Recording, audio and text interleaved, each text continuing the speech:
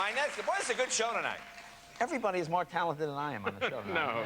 I'm pretty jealous. My next guest stars as Mr. Bean, the highest-rated show on British television.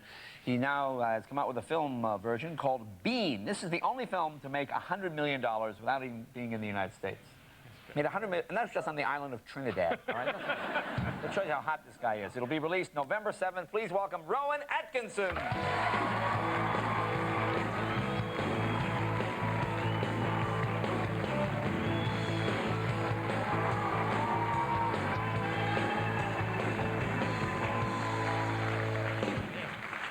Well, thanks for doing that bit with the Mini before. That was great fun. Mon plaisir. Mon plaisir, yes. No, I know. My pleasure. Yes. Now, I know you're a bit of a car fanatic. Yes. I have a car buying disease almost as bad as yours. Yes, it's a terrible disease. But not quite as bad as yours. Yes, I like cars. I like quick cars in particular. I like cars that go more quickly than other cars. That would be... That's the kind of car quick car. That'd be the definition itself. That'll be a quick car. Do you do car commercials and things? Well, I don't do car. I do credit card commercials actually more than anything. In fact, I did one. In fact, yes, in relation to cars, I did a credit card commercial in New York a few years ago, and it was a story in which I had to play a bungling British secret agent. And there's this beautiful woman gets out of a limo in the middle of New York, and he sees her. And this scene was when I had to look at her as if I'd just fallen in love with her. Right. And the director said, just imagine that you've just seen your wife for the first time. And my wife happened to be on set at the time. And she said, no, that won't work. Tell him to look at her as if she's his new Aston Martin. Oh, well, and then it'll work. Oh, that'll work. And she was right. In fact, it inspired me no end. I looked at her like no woman has ever been looked at. Really? Can you give us that look? I'm curious. Yeah. Can I do? Look at the women melting. Look at that. It's just, oh. Very good. Now, there was a story in our tabloid papers here, and I don't know if it's true. I mean, you got some huge speeding ticket in England. Is this true? Yeah, a huge speeding ticket. You mean... No, not physically large, just a very high number. Yeah, it was a very, I was doing 114 miles an hour in a... School zone? In an Aston Martin, in fact. No, it was on a highway, but it was still quite quick, and it was one of those things, I mean, as you know, if you work in television or movies, you sometimes wonder whether when you encounter a speed cop, whether he's going to recognize you, and whether that is going to ease the pain a little bit, whether he might conveniently just forget that there was any speed involved in your progress, and whether he'll pass over you because he's a fan and an admirer. And so I was hoping this might be the case, but he was a very stern and British policeman, and he made out the ticket, and he looked at me, and I thought, he's never seen me before in my life. He's never seen my face. I'm in for it here, and he made out the ticket, and he said, if you could just sign the ticket, please. And if you could just sign that for my daughter. There was this... So he knew, he was going to take full advantage of the situation, whereas I was hoping to take advantage of the situation. Nothing. And it was absolutely nothing. Very sad. Explain the Mr. Bean character, perhaps, to those 3 or 4 Americans.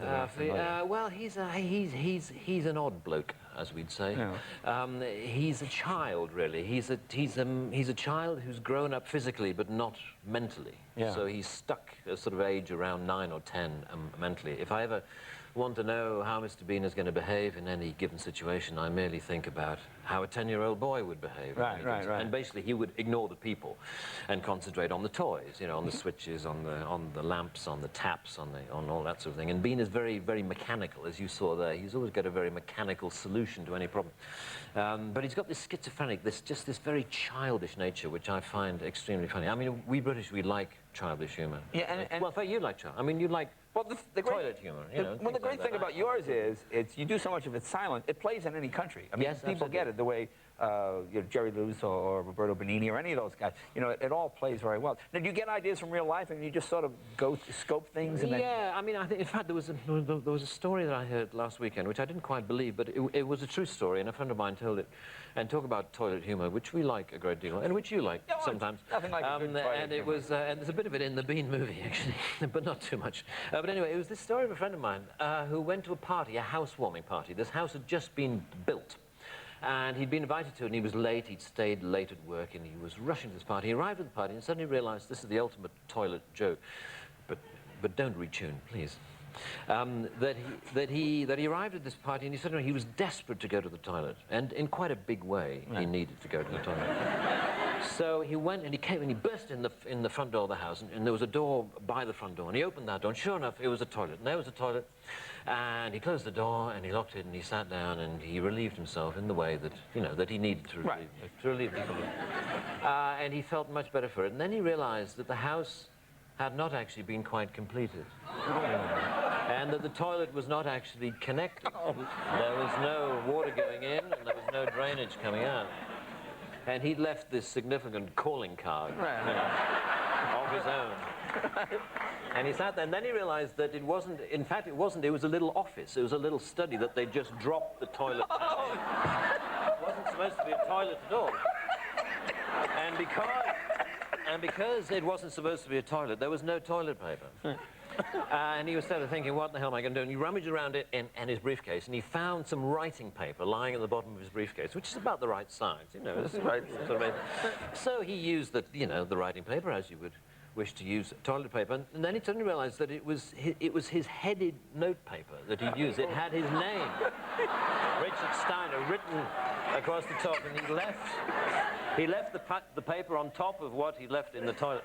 And it was this fantastic way that it was the least anonymous way you could have committed this heinous social crime. And he picked up his briefcase and he ran out of the house. And he didn't need to send a thank you letter because, he left it. In effect, he left it. But I thought, dear me, if this doesn't end up in a movie or a TV show, it would be very sad. Now we have a clip of the film. Story. Oh yes. Yeah, let's see. Yes. Just need to set up here. What's happening in this scene? That's great. Yeah, Mr. Bean has been arrested for doing terrible things in Los Angeles. To a fairground ride. He's in Los Angeles. He's been arrested, and this is what happens at the police station. Take a look.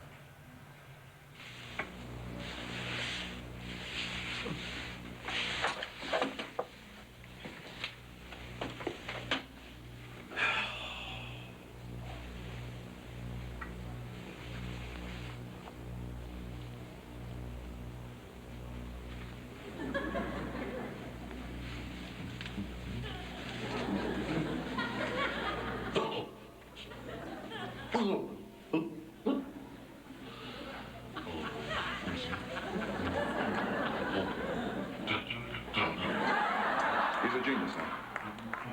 That's what they tell me. Well,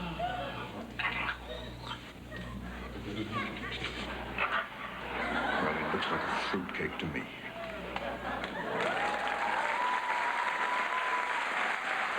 Folks, it's very funny. The movie is called Bean. It comes out November 7th. Rowan, thank you very much. Rowan Atkinson, be right back.